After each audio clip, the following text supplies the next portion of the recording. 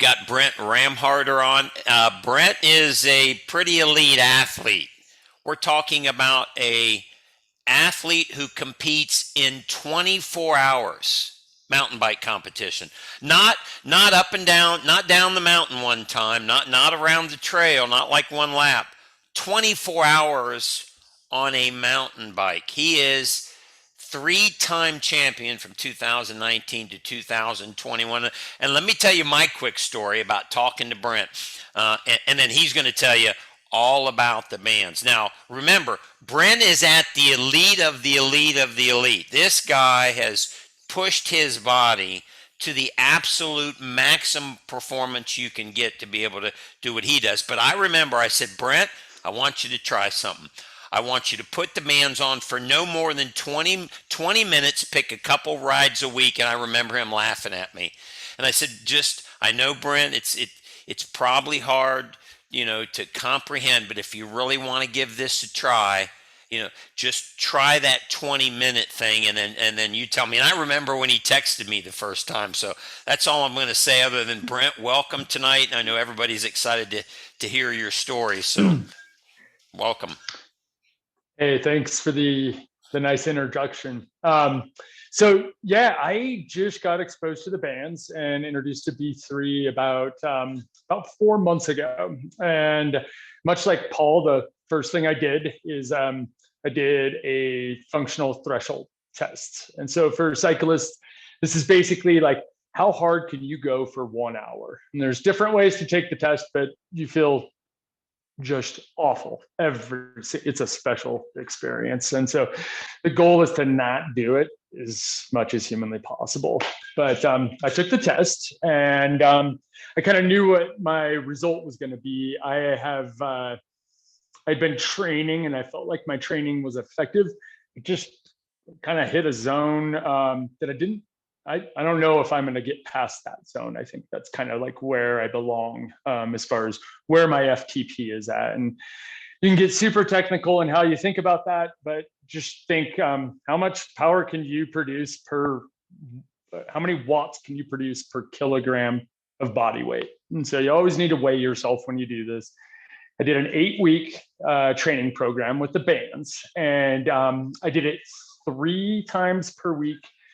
I do a 5-minute warm up, and then I would do a 20-minute protocol with the bands. And I just kind of found some people online that were utilizing the B3 bands over in the UK. And my intervals with them were pretty simple. It was like 2 minutes, zone 1. So we're talking like very low watts. When you're pushing 175 watts, to 190 watts, that shouldn't be incredibly hard.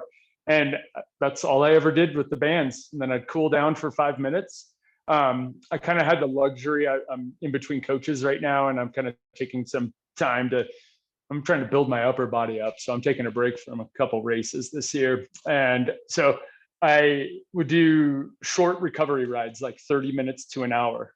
So I then took, after 8 weeks, the test, and I expected my results to like actually diminish. I thought I was going to lose watts, and I was the exact same watts per kilogram. And I was like, what? Last year I put 13,000 miles in on the bike, and I'm the weirdo that uses miles, not hours or minutes.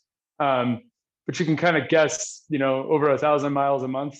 That doesn't include core, doesn't include upper body workouts. It doesn't include the countless hours on stretching.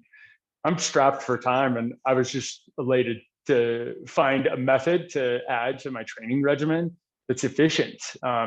It's fast. My expectation, kind of as Paul hinted at when I didn't think I was going to have a jump.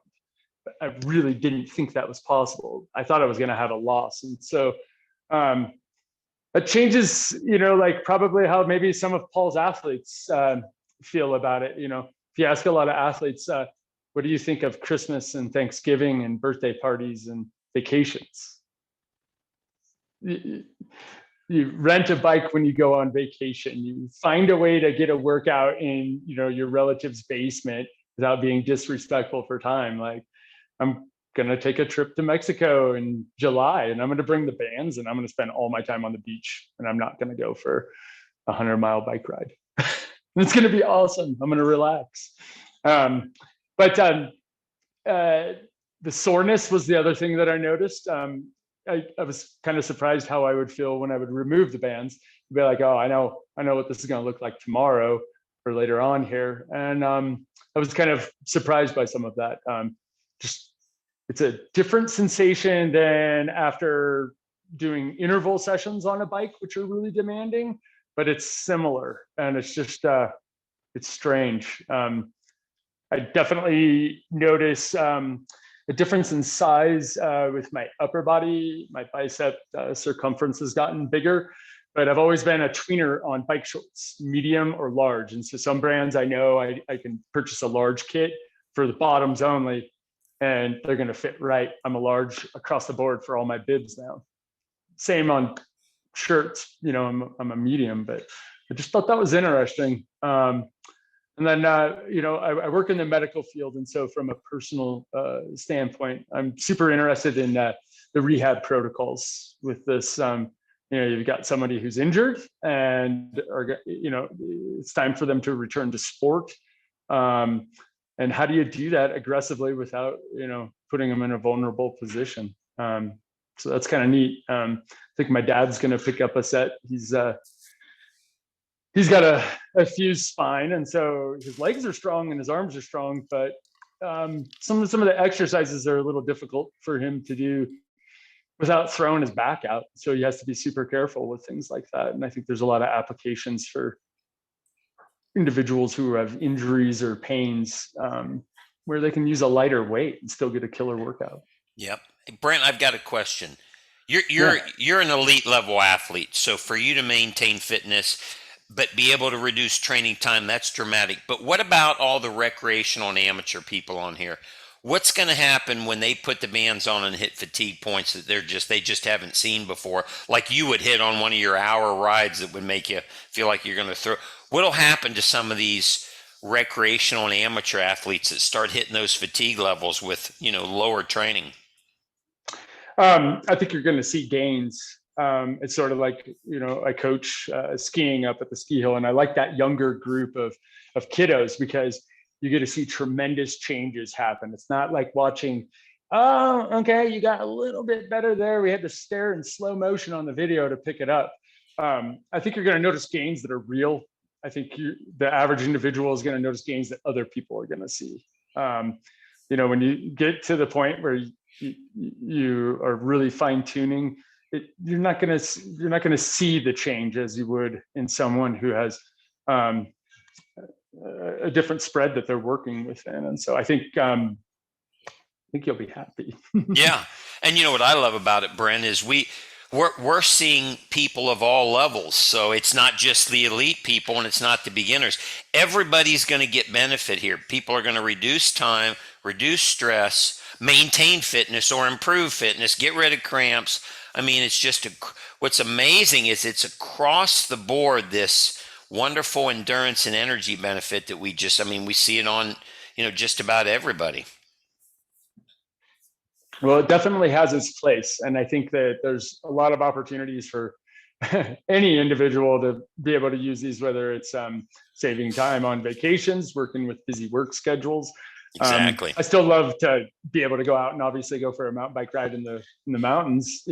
I'll never want to give that portion of it up, but I have a job, I have a business on the side, I have an awesome wife, I have a kid, I have all these other responsibilities. And so, a lot of my life is spent in the garage at 3 a.m., Right, so, on your bike. Yeah. I mean, there's times where I'll get home from work on a Thursday and I'll say goodnight to the family. And I knew because of vacations and things going on, and my son's got a game on the weekend. It's like I'm on the bike at 9 o'clock at night, riding through the night to get a training. Yeah. That's silly. Yeah, not anymore though, right? You're able to. Yeah, you've reduced it dramatically. Well, congratulations. That's awesome, Brentt. Yeah. Thank you. Okay, Thank you for your help.